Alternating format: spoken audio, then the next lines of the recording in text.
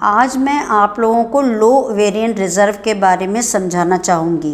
क्या है लो ovarian reserve और इन पेशेंट को हम लोग कैसे ट्रीट करते हैं। तो जब भी हमारे पास ऐसी महिला आती हैं जिनको प्रेगनेंसी अपने आप नहीं हो पा रही है, 5 साल से ज़्यादा हो चुके हैं, उनको प्रॉब्लम हो रही है या ट्यूबल ब्लॉकेज है या कुछ मेल फैक्टर भी है जिससे कि वो IVF ही उनका केवल रिज़ल्ट दे सकेगा, ऐसे पेशेंट को हम लोग 4 कैटेगरी में बांटते हैं।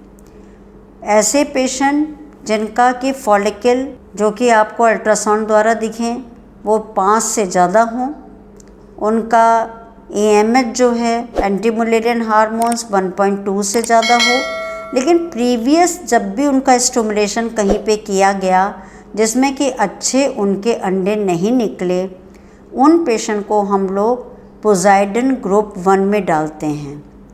ये एक चार्ट है जिसको कि मैं आपको शो करना चाहती हूँ। ये 4 तरह की महिलाओं को हम लोग लो ओवेरियन रिज़र्व में रखते हैं। ये महिला जैसा कि मैंने बताया अभी आपको, उसकी एज 35 साल से कम है और रिज़र्व इनका बिल्कुल ठीक है, अंडे भी ठीक हैं, लेकिन प्रीवियस साइकिल में इनके अंडे नहीं बने। अब क्या कारण हो सकता है जो इनके अंडे ना बने होंगे?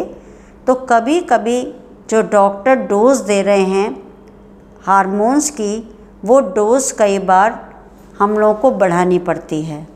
वो हम 75 इंटरनेशनल यूनिट ज़्यादा देते हैं। दूसरी बात, कभी कभी उनके रिसेप्टर में प्रॉब्लम होती है।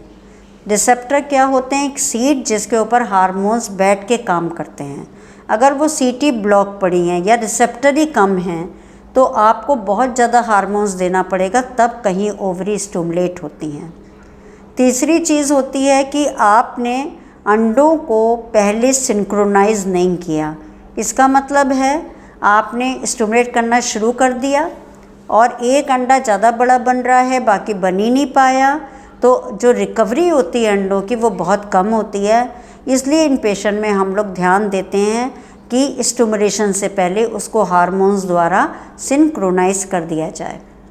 दूसरा ये ग्रुप है, इस महिला की उम्र 35 साल से ज़्यादा है लेकिन इनके अंडे बिल्कुल ठीक हैं, उसका AMH बिल्कुल ठीक है। तो इन महिलाओं में क्या प्रॉब्लम आती है कि जो बच्चे बन के आ रहे हैं, एम्ब्रियो बन के आ रहे हैं, कई बार वो एनुप्लॉइडी हैं, उनका क्रोमोसोम्स ठीक नहीं है, तो प्रेगनेंसी आने पे भी इनको एबॉर्शन होने के चांस रहते हैं, या हमको बहुत ज़्यादा अंडे चाहिए तभी हम एक यूप्लाइड एम्ब्रियो बना पाएंगे जो कि ठीक से ग्रो करे और इनको सही तरह प्रेगनेंसी आए।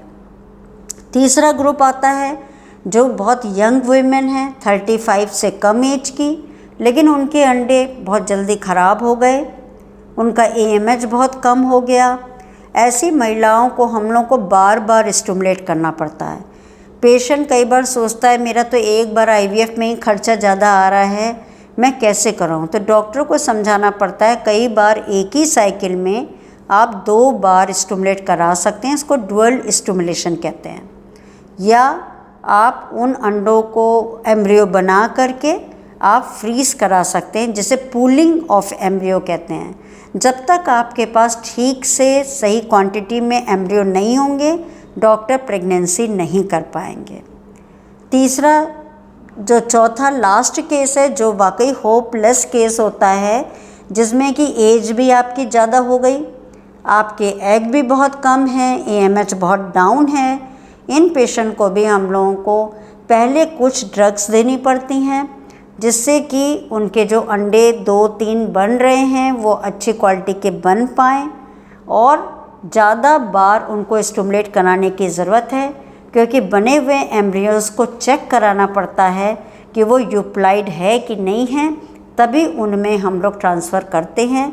नहीं तो एक एबनॉर्मल बच्चा ज़्यादा एज पे देने से अच्छा है कि आप उसको प्रेगनेंसी ना दें, क्योंकि उनका पूरा लाइफ ही प्रॉब्लम में आ जाएगी।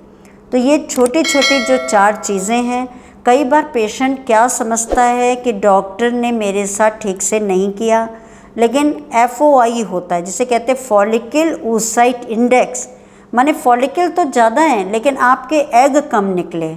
इन सब प्रॉब्लम्स को भी सोचते हुए जब आप एक बार स्टिमुलेट करते हैं तभी समझ में आता है कि इस औरत में कितने अच्छे, कितने गुड क्वालिटी के एग हमको मिल पाएंगे। तो ये सब जानकारी आपको डॉक्टर देता है। स्टिमुलेशन से पहले आप उसको समझने की कोशिश करें, उसके बाद ही आप IVF जर्नी में आगे बढ़ें। Thank you.